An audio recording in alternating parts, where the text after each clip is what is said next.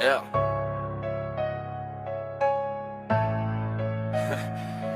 Yeah.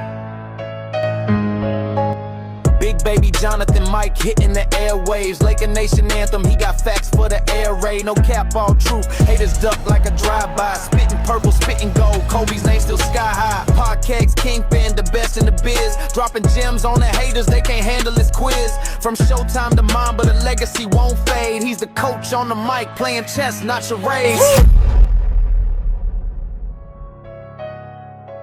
Yeah.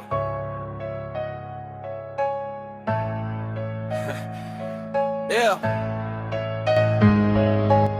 Big baby Jonathan Mike hitting the airwaves. Laker Nation anthem, he got facts for the air raid. No cap, all truth. Haters duck like a drive-by. Spitting purple, spitting gold. Kobe's name still sky high. Podcasts, Kingpin, the best in the biz. Dropping gems on the haters, they can't handle this quiz. From Showtime to Mamba, the legacy won't fade. He's the coach on the mic, playing chess, not... I'm here to be an all-time great. You're now rocking with the best. Purple yellow, purple yellow, purple yellow, purple yellow. The Lakers repeat back-to-back titles. Welcome to the Big Baby Jonathan Sports Podcast. Oh, he's smoking hot. The latest Laker news. Another great Showtime feed. The greatest Lakers show. This is going to be legendary for a long time.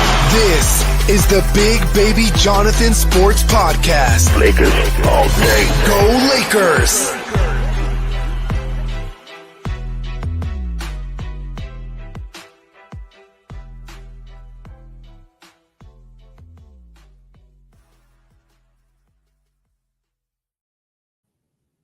Everybody, it's your boy Big Baby here. Hit that like button, subscribe to the channel, turn on those post notifications for each and every podcast. And speaking of podcasts, I got the queen herself, Jeanie Bus. Jeanie Bus, thank you for taking time out of your busy schedule. I'm honored to have you on. I've been working at this for a long time.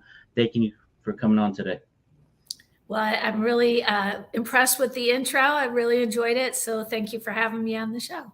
Yeah, most definitely. So tell us, where were you at when your dad first acquired the Lakers? I was a senior in high school, and it was something that he had talked about pursuing for a long time. His dream, was, he came from very modest means, and his dream was to have enough money to afford season tickets to go to the Lakers and to the Dodgers, his two favorite teams. So the idea that he was in a position to actually buy the team really, was such a thrill for him. And he saw what not a lot of people saw, what the potential was for the NBA and the growth that was on the horizon. Yeah, most definitely. Your dad's a winner. He knew what it took to win. He did everything in his power to get the Lakers going. And just talk about, when did you first know that the Lakers were going to be special growing up? We were so spoiled that first year because, one of the very first acts of his ownership was to draft a player by the name of Magic Johnson. And, there was a lot of debate internally amongst the Lakers front office about who would be the right player.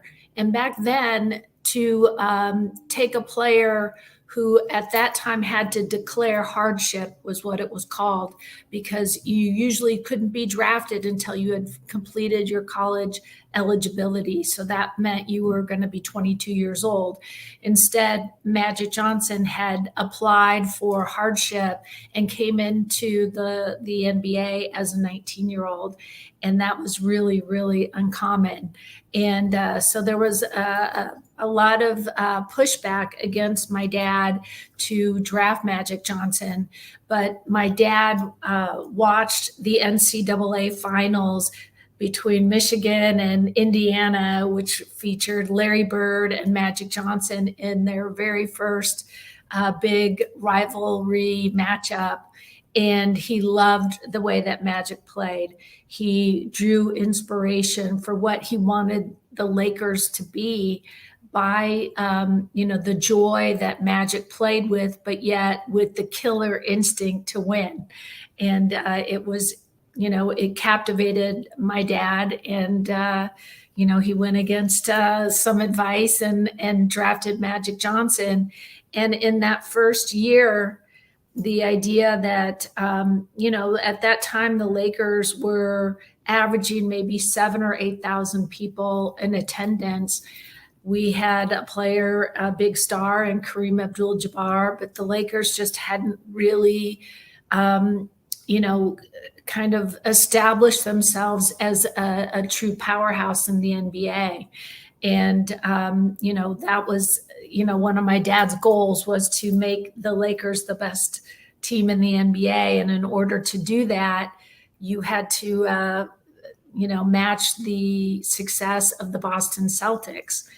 And, so bringing in Magic Johnson and the idea that as a rookie, he could lead the NBA to a title over the Philadelphia 76ers in the 1980 finals was just, you couldn't predict. Hollywood couldn't write a script like that. It was so, way beyond anybody's wildest dreams. And I'll never forget because Kareem got hurt in what was game 5 in Los Angeles. Then the team had to fly back for game 6 in Philadelphia, knowing that we would have a game 7. And that, even if we lost in game 6. So they made the decision to leave Kareem Abdul-Jabbar back in Los Angeles so he could rehab the ankle and keep it from swelling by flying across country. So at that point, it was kind of like, well, who's going to play center if we don't have Kareem? And Magic said, I can play center. Yeah. Dad, I'm like, what are you, crazy? And, he was just that kind of player that, he believed in himself so much, you couldn't help but believe that he knew what he was doing. And, as a rookie, led the team. And, we won the championship in 6 games while Kareem was at home watching it on TV. We were spoiled from that day forward. And, and that's what really started to establish the Lakers as a team that would, compete at the top of the NBA standards and would capture the hearts and minds of our fans in Los Angeles. Yeah, most definitely. I'm not surprised Magic Johnson playing center. He's arguably one of the greatest point guards of all time. I knew he was going to take over in that game in the NBA Finals. And that's what the Lakers are all about, winning rings and stuff. So I'm not surprised by Magic Johnson doing it. So Jeanie Buss, next couple of questions. How does it feel to be the first female owner to win an NBA championship? Tell us about the 2020 championship moment. What was that process like? 2020 was such a year of ups and downs, and certainly starting off in January with the loss of our beloved Kobe and Gianna Bryant. Mm-hmm. You couldn't imagine anything worse. And then the thing that helped us heal our hearts was getting back to NBA basketball. But then in March of 2020, the world basically shut down because of the COVID virus. Mm-hmm. And, all basketball activities were put on hold. And we were all, forced to stay at home and be disconnected from our community, our friends. And we didn't know if we were ever going to play basketball again. And so I give so much credit to Adam Silver and the brain trust at the NBA that they saw a vision for what could be possible by bringing the teams to one place, Orlando, Florida, and keeping them sequestered so that there was no interaction with the outside world and that you could create virtually a virus-free zone that you could possibly finish the NBA season.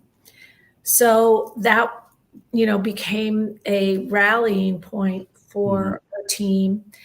And I admire all the players that made the commitment to go to what we called the bubble, because they had to leave behind their families and friends and their pets and their homes and their beds and everything. And, basically be, in this one spot for 3 months, and watching what was going on in the world while we were, while they were in a bubble. So, was hoping for the best, but, really didn't anticipate a championship run for the Lakers. And I joined the team there in Orlando for the championships. And, I couldn't have been more proud, because that kind of pressure of being away from everything that's familiar and everything that gives you comfort really made that championship something special. And, we'll never forget Anthony Davis when he hit that game-winning shot. And the first thing he thought of was screaming Kobe's name. Like Kobe, we'd seen Kobe done so many times. And, it felt right. And, like I said, I couldn't have been more proud of a team and for what they accomplished under unimaginable circumstances. Yeah, most definitely. That year in 2020, crazy with, like you said, Kobe passing away, Gianna, and just when everything shut down, I took it upon myself to podcast more, keep pushing, keep grinding, and I actually have a Kobe story. He actually followed me on Twitter, and we had a conversation, and I look at it every day. He said, keep doing greatness, keep pushing forward, and you'll get to where you want to get to on your podcast. I look at it every day, and that keeps me going. Did you take a screenshot of it? Yes. Yeah, you always keep that, because that is very special. Mm-hmm. And I'm not surprised that he would have encouraged you to continue to work hard, especially at something that you're so passionate about. And I've watched you really, come into your own as you started in this business, and you had a vision for what you wanted to accomplish, and here you are. So I agree with Kobe. Just keep most pushing. Definitely. And also shout out to Dwight Howard for the inspiration as well. We got rapid fire questions. Jeanie Buss, give me your top Mount Rushmore Lakers of all time. Yeah, I fell into this trap once before. I'm not going to fall into it again. That's okay. You can keep it real on Big Baby Sports. That's what we do here. Just keep it real. So no. I'm going to borrow an answer from Dr. Buss, because he was asked this question a few times in his career, and so his answer was his favorite point guard of all time, Laker point guard, Magic Johnson. His favorite shooting guard of all time, Magic Johnson. His favorite small forward of all time, Magic Johnson. His favorite power forward of all time, Magic Johnson. And his favorite center of all time, Magic Johnson. Yeah. Okay, that's a good one. Give me your Mount Rushmore of NBA teams or Laker teams of all time. Oh, that's like asking a mom to like name her favorite children. I really learned from Phil Jackson that every championship has its own story.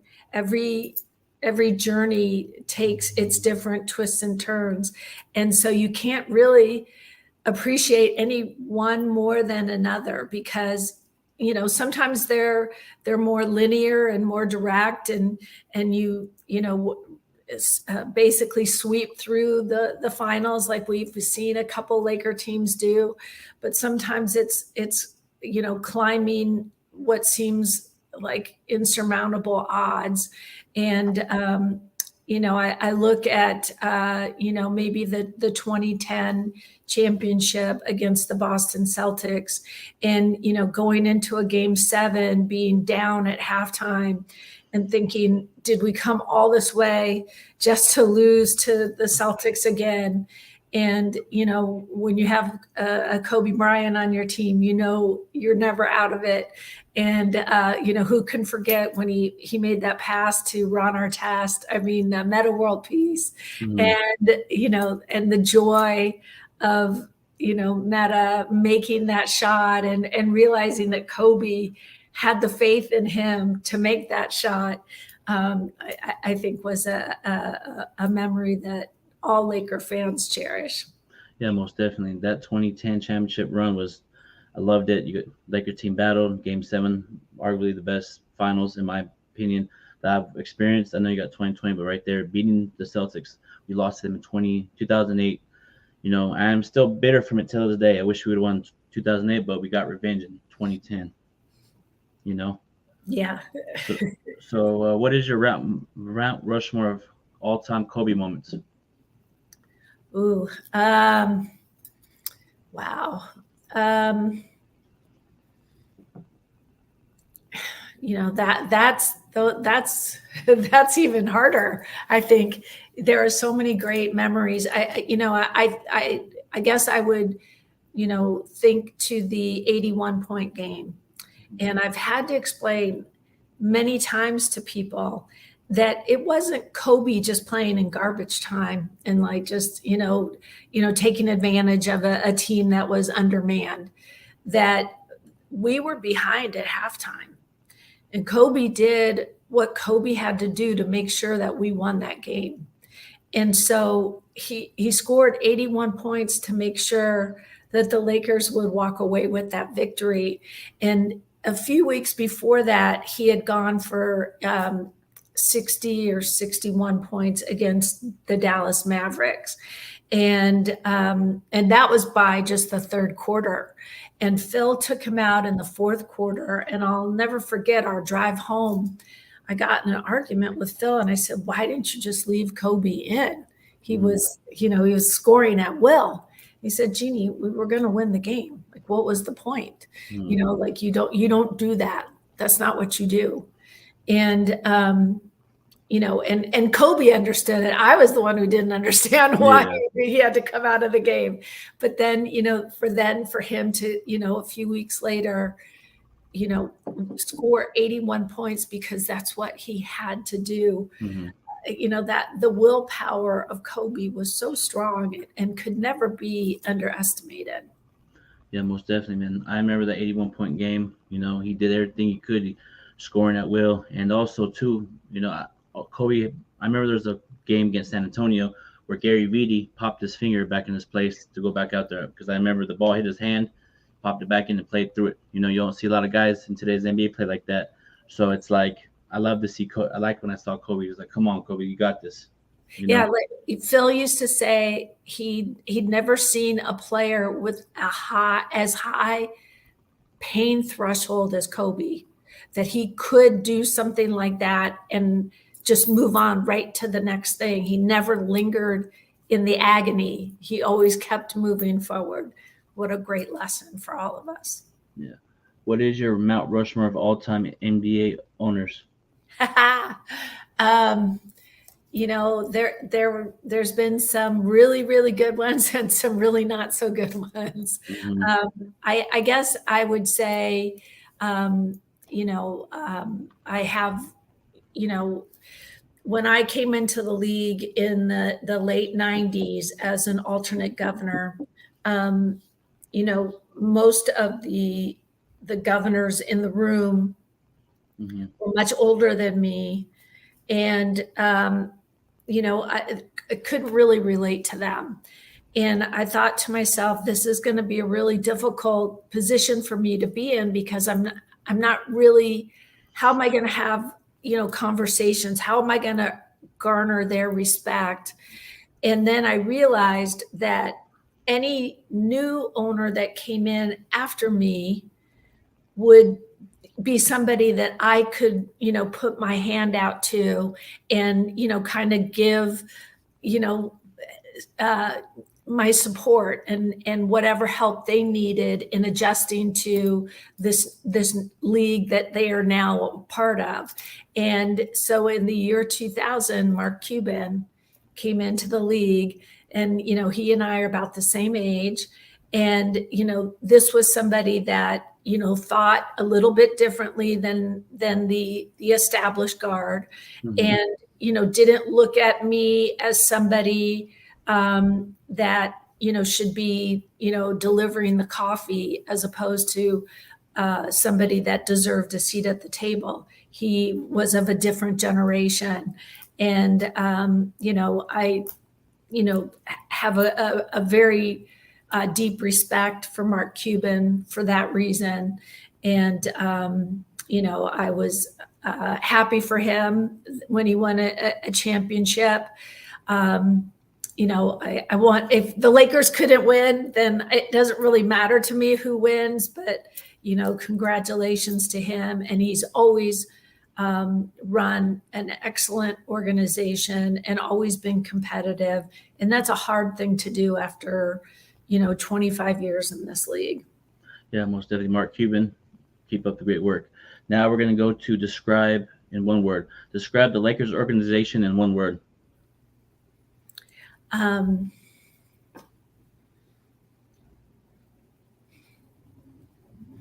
Winning. Describe your time with the Lakers in one word.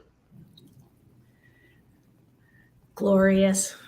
Describe Kobe Bryant's career in one word. Spectacular.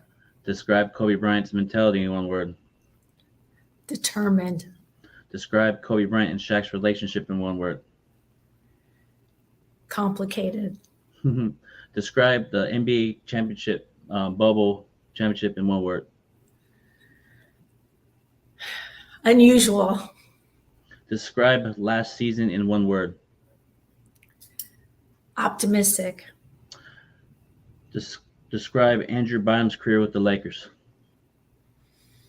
Too short. Describe Lamar Odom's career with the Lakers in one word.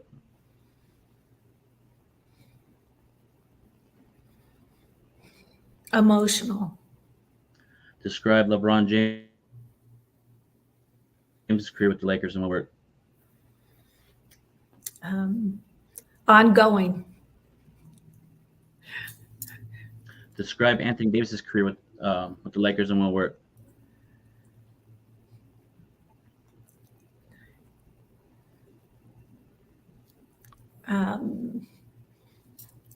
Just sky's the limit. I don't know how to put that into one word. Yeah, no worries. Describe Westbrook's career with the Lakers in one word.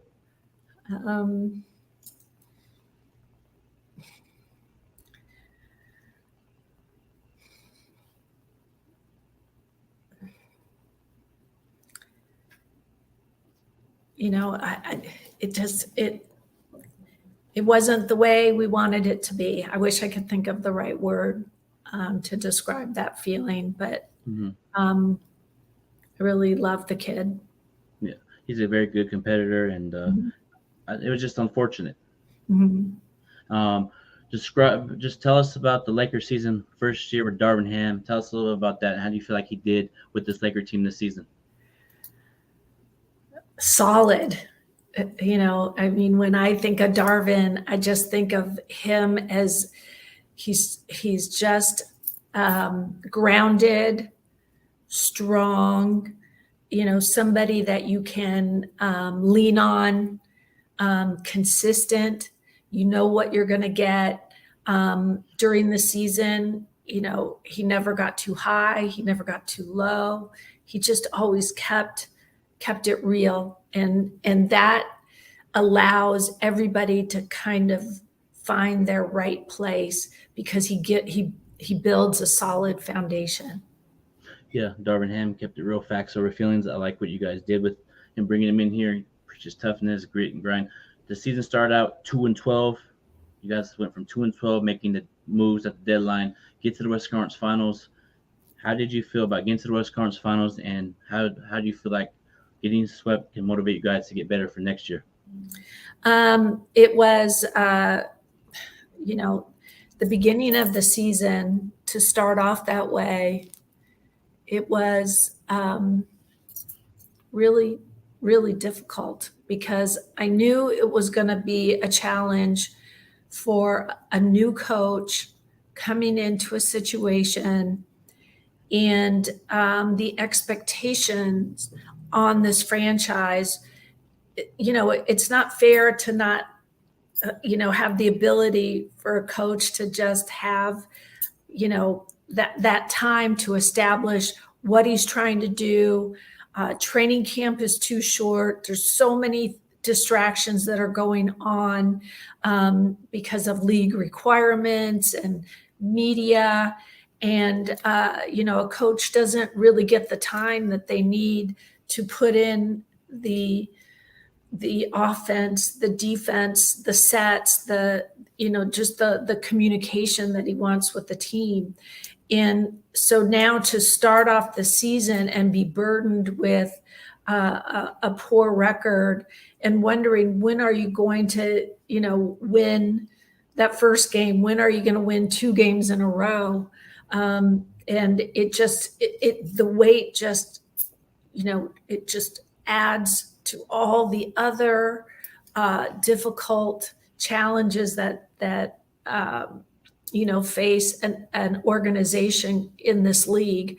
Everything comes at you fast. Phil used to tell me that, when you have a team, you want to get to 20 wins before you get to 10 losses. So by the time it's Christmas, you know what kind of team you're going to be and where you're going to kind of fit into the standings.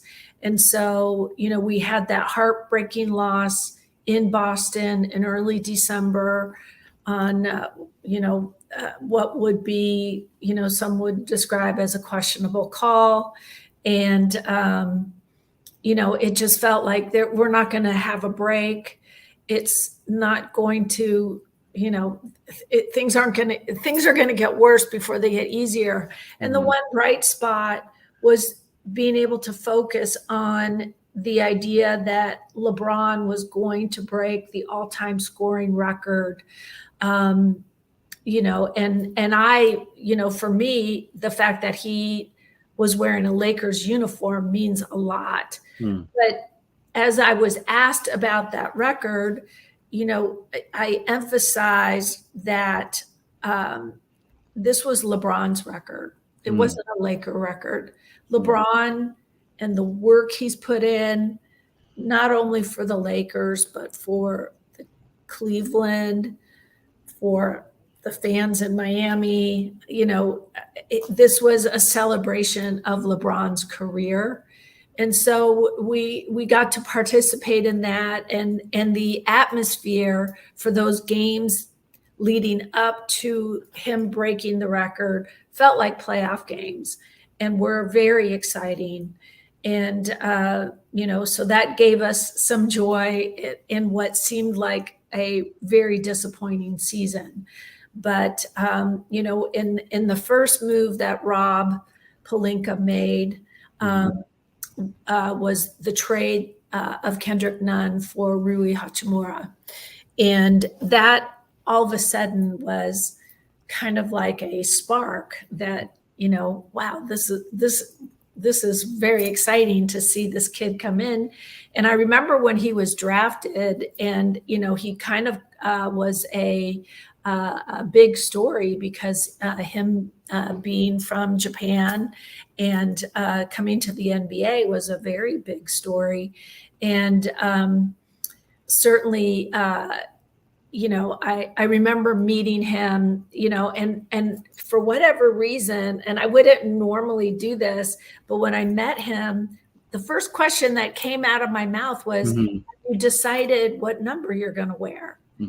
And he said, "I'm wearing 28 because number 8 for Kobe and number 2 for Gianna." And it just struck my heart. And I went, this kid's going to be okay. This kid's he really understands us here. And that he draws inspiration from the story of Kobe and Gianna.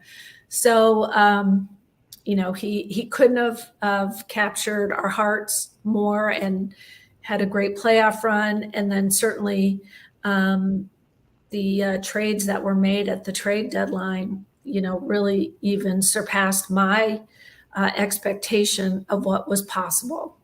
Yeah, most definitely.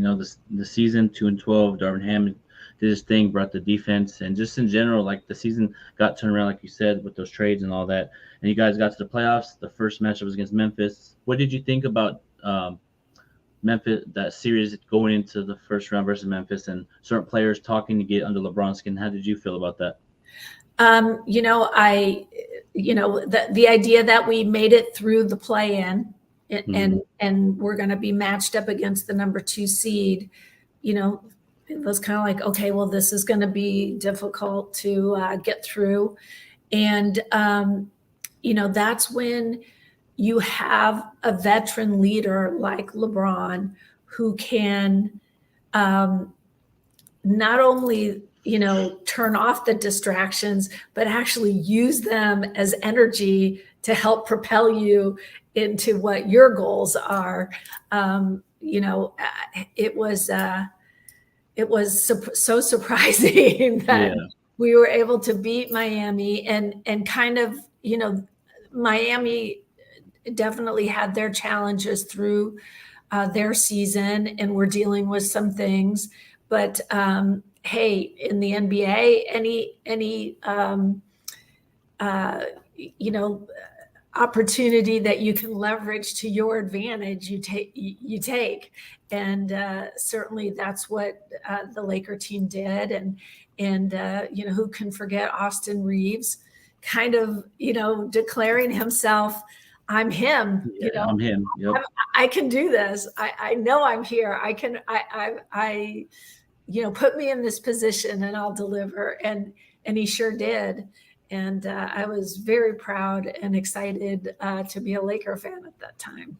Yeah, most definitely. Me too. I liked what Austin Reeves did in that playoff run, along with Rui Hachimura, D'Lo, just the team chemistry from the start at the deadline too. The deadline trades got chemistry, and beat Memphis, beat the Golden State Warriors, and just fell short versus Denver Nuggets. And how did you feel about Mike Malone talking about Lakers daddy? How did you feel about that? I heard his comments, and I know exactly what he was feeling in that moment. Mm-hmm. You are on the top of the world, and you feel invincible. Mm-hmm. And you have thoughts of, nothing's going to knock me off this post. I've declared myself at the top, and nobody is going to take me down. And I think that, he was caught up in the moment, and that's happened many times in Laker history where we've been involved in situations just like that. And we all remember Pat Riley when he declared the Lakers were going to win back-to-back championships. Yeah, I remember that. During the parade. Yeah. The players were like, are you kidding me? You can't do that to us. So I know how coaches think. He's going to motivate his team. He wants to stay on top. And certainly, if I know our players well enough, they'll use that as their motivation going forward. Almost definitely. I already took it as motivation for upcoming season. He was talking, I'm going to take that, implement it for next season. But it's part of the game. They're their first time in NBA history they win a championship. So I understand it. Top of the mountain. Just congrats to the Denver Nuggets. But we'll see you in the playoffs next year. It's all good. It's all love. But gotta ask this question: when can we expect the Kobe Bryant statue? I can assure all Laker fans that there is when the time is right, they will know, and that's how I will leave it. Most definitely, I will be tending that game, outside or inside. That's gonna be a special day. Yes, I agree with you. Most definitely. So Jeanie Bus, this has been an honor. I just want to say thanks again. It's an honor. I've been working at this since 2016. Thank you so much from the bottom of my heart for coming on Big Baby Sports today. And this video will be dropping on Friday. Oh, fantastic. Great. And thank you for having me. And, let's make this an annual event.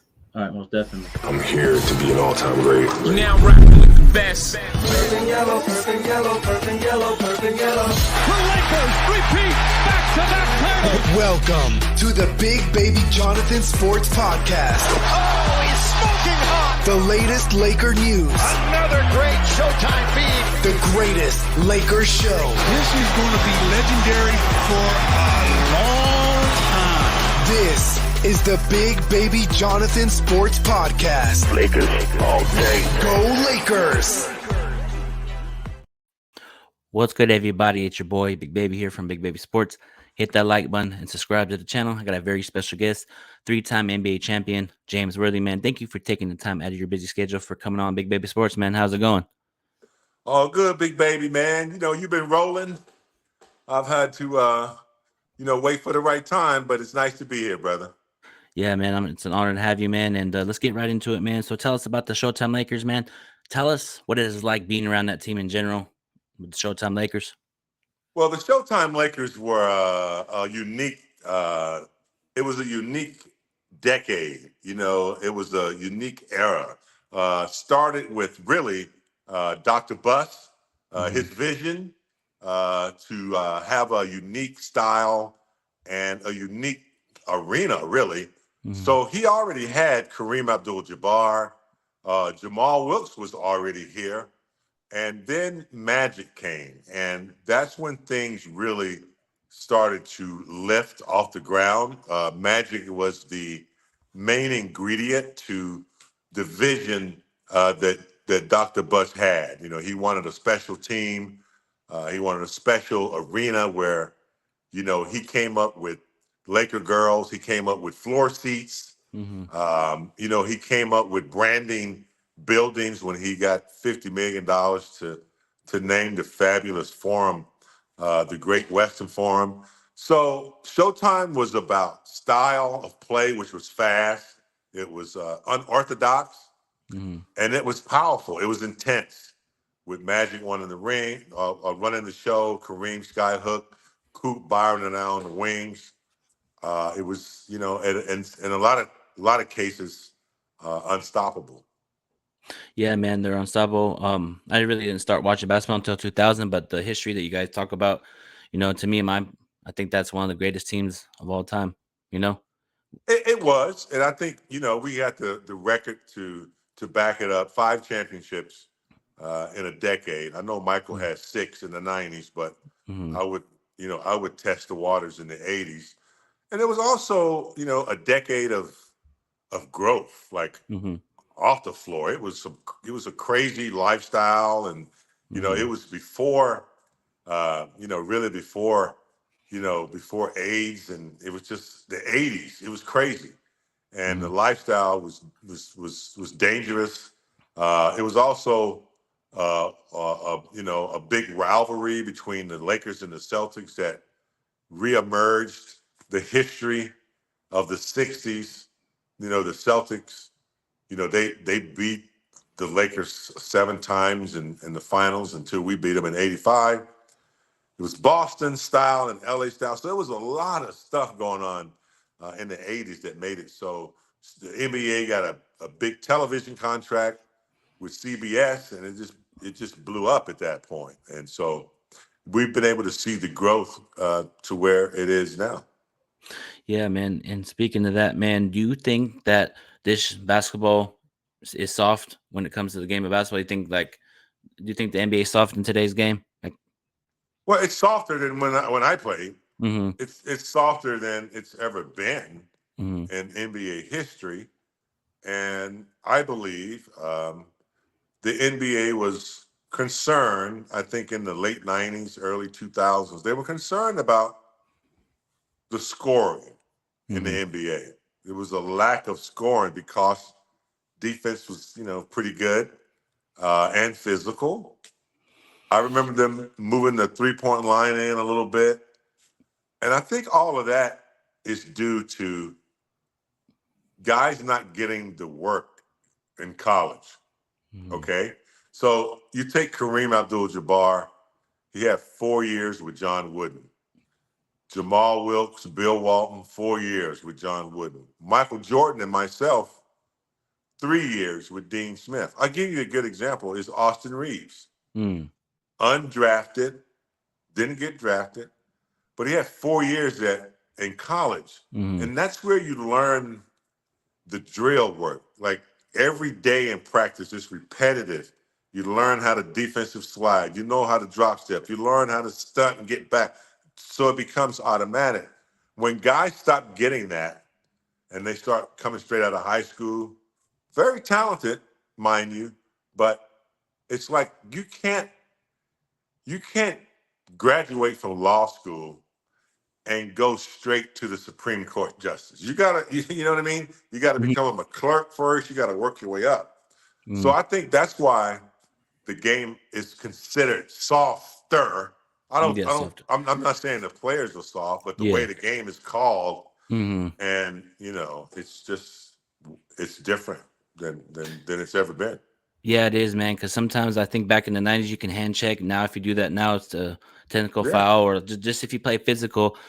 Just for example, Draymond Green, if he did that back in the 90s, how do you think that would work in the 90s if Draymond Green tried to pull that in the 90s? Well, I think, like some of the stuff that Draymond Green, it would be nothing. It would be just like a scuffle. Yep. I think, reaching back, knocking somebody in the face, they might get him for that. But I can remember when Kevin McHale took Kurt Rambis out of the air. Yeah. It was just 2 shots. That's all it was. Yeah. So I don't want to see anybody get hurt, but I like the physicality of the game. It's when I started watching the game in the 60s, that's the way it was, and it never changed up until recently. And I think I'm just going to say it. I think they get away with a lot of walks and a lot of carries as well. Yeah. It's a younger audience. And the younger audience, they want excitement. They want dunks. They want 3 points from half court. They also are on social media. It's a lot of stuff going on. So it's different. It's growing. It's grown. I don't have a problem with anything. It's a style that they play. I just wish they would bring back a little bit of the fundamentals. Yeah, me too, man. And also, too, man, in the center position, I know there's some centers like Joel Embiid, Nikola Jokic, but I feel like since Shaq, man, there hasn't been really a dominated center back in the day since Shaq. Well, the center position has kind of gone away with the 3 ball. It would be tough for Kareem to go out and guard Kevin Garnett or somebody like that or KD. It'd be hard, but it'd also be hard for somebody to stop the sky hook. So I think big men who can do both it's a major benefit to them, an asset. But you look at Wemby in San Antonio. I mean, he plays and handles like Steph Curry shooting a 3, but he can go inside. I haven't seen too many post moves because I don't think bigs practice it anymore. No, they don't. All it is just 3-pointers, and that's how it is with the big fellas. But Nikola Jokic from Denver is really good. I like his game. He's a very talented big. But I just miss it when it's Shaq, dominate, get the ball in the low post and go to work. I miss that. Now it's just stand up at the top of the key, set a screen, shoot a 3. I miss the old school basketball, man. There's a lot of fundamentals that have gone away from the game. Like you rarely see a post-up player with his back to the bucket. And there's like 8 or 9 moves off of that. Teams don't take advantage of it anymore. They look for mismatches. They look for switches. But those guys who are like Jokic, he's hit. There hadn't been anybody as deadly as he is. Yeah. It's not a sky hook, but it's a little jump hook. But the touch that he has, if that ball hits the rim, it's going in. So he dominates. He can do both. Yeah. Shoot the 3. Gobert is not really a post-up player. Towns not really a back to the basket guy either. So AD sometimes gets in the paint. And whenever you get a big that's a threat in the paint, it causes double team. You have to triple team and double team sometimes. So that allows for the 3-point shot to be a little higher percentage. Yeah, man, I agree with you 100%. And we experienced that with Nikola Jokic in the West Conference Finals, man. He was making everything in that series, man. We played great defense and the win in. Well, he's technically sound, and a Yeah. lot of European players are, because they don't have the opportunity to just go in the gym and work on dunks and they work on the fundamentals. They really do. And if you look at the top 10 players in the NBA, I think 8 or 9 of them are European. So American kids better be careful thinking that they're talented in the 9th grade and the 8th grade and they don't have to do anything else. It's a big lie. And you really got to focus on, fundamentals and practicing and repetition and knowing what's lie ahead, because there's a lot of guys in high school who are high school All-Americans and McDonald's high school All-Americans. They're about to go to college where they might sit the bench for 2 or 3 years. So just beware. Yeah, man, most definitely, man. And let's transition to this current Laker team, man. How do you feel about this team in general, man? Give us your thoughts. Well, I really felt good about our team back in November, December, when we won that silly little in-season tournament. Yeah. Because I thought with Vanderbilt on the court, and D'Lo finding himself, I still think if we're healthy, we can make some noise. We're just in that bad seating spot. Injuries, everyone has injuries, but I just take it to this before I get to any excuses, which I don't like to make excuses, because every team has to go through injuries and stuff like that. Yeah. I can look back on our season right now and see 12 to 15 games that we blew and we should have won. And that's where my blame goes. Not finishing games when you're up 16, 20 points and you allow teams to come back. So I start with that. Then when you present a coach with 33 to 37 different lineups, because you have, all of a sudden, Vanderbilt is out.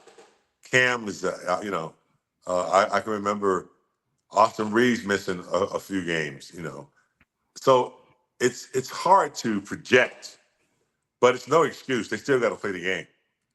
I think they're in a not so good place. Having to go out and win 2 games, possibly on the road, and anything can happen in the playoffs in a elimination game series. So they're gonna have to really, pull the pants up, man up, and take care of business those first games. Yeah, I agree with you 100%, man. Vanderbilt was out, gave Vincent, Cam Reddish, the lineup changed, D'Lo too, starting, not starting. That it's kind of like, okay, where's this team going to go? And then, like you said, 16 points against Sacramento, losing that game. Sometimes I'm gonna keep it real, like I always do. I feel like the coach sometimes doesn't get the team ready before every game. That's just how I feel personally, man. I just feel like Darden Ham needs to get the team ready to go. Like you see Greg Popovich, Eric Spoelstra, Mike Malone, the great coaches get the team ready to roll each and every given night. That's how I feel. Yeah, preparation is everything. So, when I look at their latest road trip, I think they were 5-1. Yeah, 5-1. I think they came back, I don't know, they had won like 10-3 or something like that. Yeah, 10-3. They were ready. They're ready to play. The coach's job is to prepare you and motivate you. So, but my take on that is, once the coach has done that, it's up to the players to get it done on the floor. Now, coaches have to deviate from their game plan sometime. As a second-year coach, those are challenges that Darwin still faces. He's not an experienced head coach. Mm-hmm. So he's learning on the fly, which yields him sometimes a lot of criticism. Mm-hmm. And also when he has injuries that he can't project, it makes it hard. But ultimately, it's always going to fall back on the coach. But guys, when you're not ready to play in the first quarter, that's a player's thing to me. Yeah. Yep. If it's continuing and at the end of the first quarter and on into the second quarter, then that's coaching. But when you hit that floor in the first quarter, your ass got to be ready to go. You can't be getting down 15, 16 points and spending all your energy. We've had too many situations like that. We've also had situations where we've had 18-point leads and gave those up. That ain't coaching. That's players. So, but it is the coach's job to remind them of that. If he sees the lead dwindling, like, you got to take a timeout. Yeah. And it can't be like, nice guy. It's got to be, look, this is what we need to do. So it's a delicate situation. Yeah, it is, man. And it's so back in the day when you played, if you guys were playing like how Lakers up and down, what would Pat Riley do to you guys if you guys were up and down throughout the season? We didn't play up and down. I know, but like let's say if you guys did. Like, look, I'll tell you what, we lost 2 games in a row once. Yeah. And Rouse was a work ethic. He would work you. He would work you. He would set you down in front of a video and embarrass you. Like let you see yourself. And then he'd look at you and say, what the fuck was that? Didn't matter who it was. Be Magic, Kareem. So holding you accountable. Yep. And he was honest. And if I was a coach, I would not hold back. Because I'm going to lose my job anyway, one way or the other. So I got to, it's a tough, because you're managing personalities. Yeah. So everybody's personality is different. You push a guy too hard, you might lose him. You know what? Don't push him enough. Don't push him enough, you might lose him. So it's delicate. Yeah, man. And it's just, I just want Darvin to hold, show some frustration, because sometimes he doesn't show it sometimes. There are moments where I wish he'd get a couple texts. Yeah, same. Bad call, protect your players, but hey, that's my style, not his. Yeah, I understand, man. And also too, man, late great Kobe, man. Describe Kobe Bryant in one word. Well, if I had to use one word, it would be killer. But that's what he was. Yeah, man. He was an assassin. Maybe assassin. Yeah. Both the same. You weren't going to outwork him. That was it. Yeah, Kobe's one of the greatest Lakers of all time, man. His work ethic was amazing, man. I also have a story. He followed me on Twitter. Me and him had a conversation, man. I look at it every day. It's Big Baby. Keep up the great work. I'll be seeing your shows, bro. Keep it up. I'm looking at him like, okay, I want to give up on this podcast. Hell no, I'm not gonna. Nope, I'm gonna keep pushing. That's right. Sometimes this YouTube stuff, podcast gets a little bit tough, but every time I want to fall back, nope. Listen to Kobe and keep pushing, keep striving for greatness. But Kobe, in order to have that type of attitude, you have to experience some failure. Yeah, I did. So Kobe knows what that's like. You know. So, but he wasn't going to be denied. That's why he had a philosophy that no one was going to get in as many hours as he did. So it didn't matter who he was playing. A great defensive player, he knew he had woke up at 4:00 and worked from 4 to 6, 8 to 10, 12 to 2, and he was prepared. So, and Kobe was also very subtle and quiet. Like, there were homeless people that had pairs of Kobe shoes that hadn't even come out yet. Yeah. That brother used to leave Staples Center and go to Skid Row and hang out. I remember that story. And nobody really knew about it. And when I watched college women's sports this year, I saw his effect on all of that. What he was doing with Taurasi and all the women he had worked with quietly. and what he was going to do with his daughter, I see Kobe's work all over women's basketball right now. Yeah, me too, man. It's just the game he preaches, man. Is everybody listening and learning, taking the notes and stuff. Kobe will always be remembered, man, and just in general, man. Kobe, man, got the statue, man. That's well deserved. I know he's gonna have like I think 2 more, man. That's a great thing for Kobe, man. I'm not surprised he's getting two more. Yeah, that's the first time 3 statues. Yeah, 3. Yeah, 3 statue. Yep. Considering who he is, he's Mr. Laker. Yep. Yeah, that's awesome. And his daughter will be in one of them, I believe. Yeah, I think so. Yeah. But he's got so many, moments, right? Mhm. Like the one is up now to number 1. Yep. I'm sure he'll have one where he jumps up on the table and pulls his,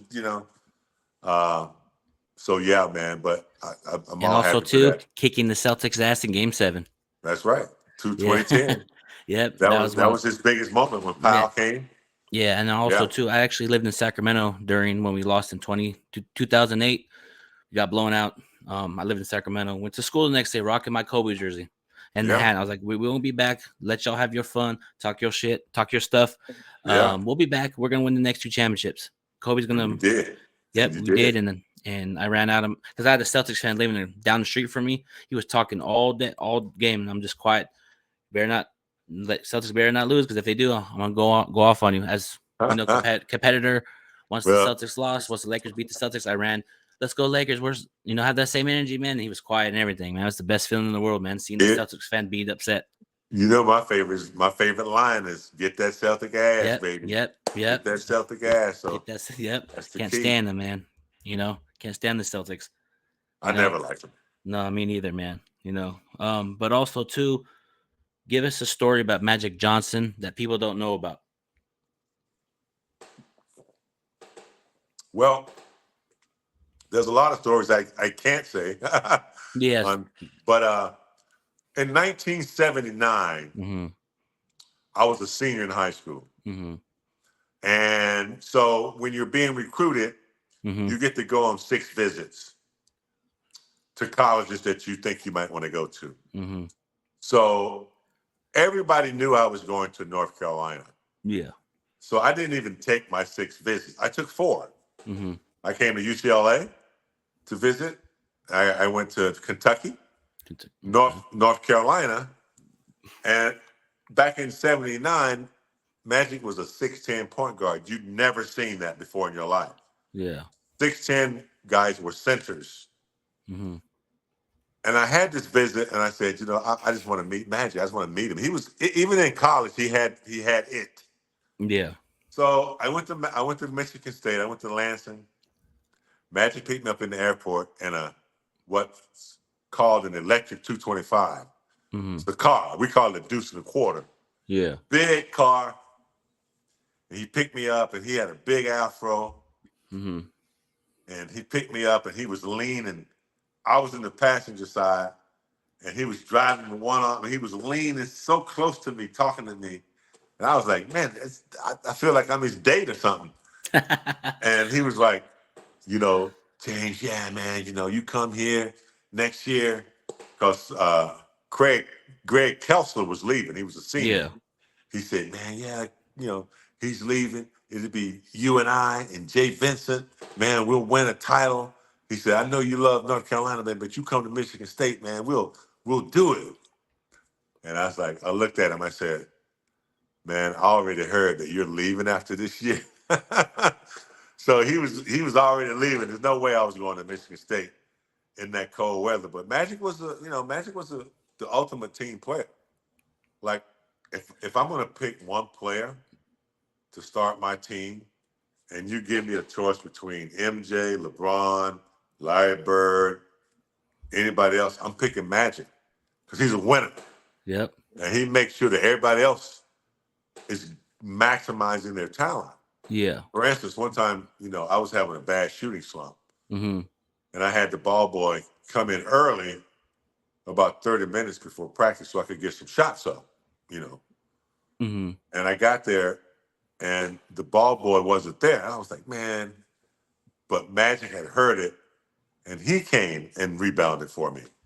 And so when he was rebounding, he was making the right pass and talking to me and telling me, and that's the kind of guy he was, man. And you can see that it transferred to his post-retirement. He's become a billionaire in business. Amazing. Yeah, most definitely. And I know that was the next question. Who would you build a team around? You said Magic. If Magic Johnson was in today's NBA, how do you think he would do if he played in this era? He would kill him. 6'9". People would love to play with him on the fast break. He would shoot the three. He had a set shot three he could shoot. Yeah. But I don't know who could guard him. And he would post up. Any guard you put on him, you'd have to put a power forward on him. So, yeah, I think, we ran. I don't see any difference in the transition game. The only thing is we only had 2 3-point shooters. And that was Byron and Coop. Yeah. So, yeah, and speaking of Michael we could Coop, adapt to it. Yeah. Speaking of Michael Coop, congratulations. Hall of Fame. Congrats. Yeah. I'm so happy for Cooper. People appreciating the defense that he played. It was amazing, contributor to our team. 5 championships, defensive player of the year. And Larry Bird always said that he was the toughest guy that guarded him was Coop. So, yeah. Yeah. One of the best defensive players of all time. What's the best advice you have ever gotten in your career or in life in general? Well, the best advice I got a long time ago, like when I was like 15, was to be slow to speak and eager to listen. So I listen very well before I speak. And that's always been a big one for me. And the other one is I don't attach a meaning to everything. So I don't think about anything that hadn't happened yet. And unless I know the full meaning of it, I don't attach a meaning to everything. It's a waste of energy and time to be, doing that. Yeah, man. Appreciate that. Also, too, let's shift gears here. LeBron. How do you feel like LeBron James in his tenure with the Lakers, how do you think it did in general? Well, he continued to be LeBron. He won a championship in the bubble. The numbers he has put up are phenomenal and unheard of for a 40-year. But a guy that's 40 years old. But he's won one. I think he wants to win another one. And with AD and the supporting cast, that's where we need to be focusing on getting back to the finals. So I think if he can do that again, he really would seal the deal. Yeah, I agree. He's had a good career with the Lakers and one championship plus in season plus passing Kareem, playing hella minutes. He's up there. He's up there with Jordan, Kobe, Larry Bird. He's up there with everybody. And yeah. And real quick, before I get up and out of here, man, what kind of advice can you give me on this podcasting journey that I'm on? Well, Jonathan, you're already, on a good path. Preparation is everything, and you seem to be prepared for your interviews. Being creative, in addition to, sports players and stuff like that, it's also important to address certain issues in sports, like mental health, post-career stuff, and just keep it fresh, man. Keep it fresh, keep it honest, be straightforward with people, because that's what we want to hear. And you'll do fine, bro. Appreciate it, man. Fine, James. man. Yeah. And also, too, I had a goal in 2016. I wrote a list when I first started this podcasting journey. Kobe was on there. Jeanie Buss was on there. Byron Scott, Robert Ory. You're on there. Mike Trudell, Geeter, Ronnie Brewer. All of them are crossed off, but Kobe's, that was one of my – Kobe was left at the top, but unfortunately what happened, You keep doing that. That's what I'm talking about, being prepared. Yeah. Keep writing it down and keep checking it out. Yep.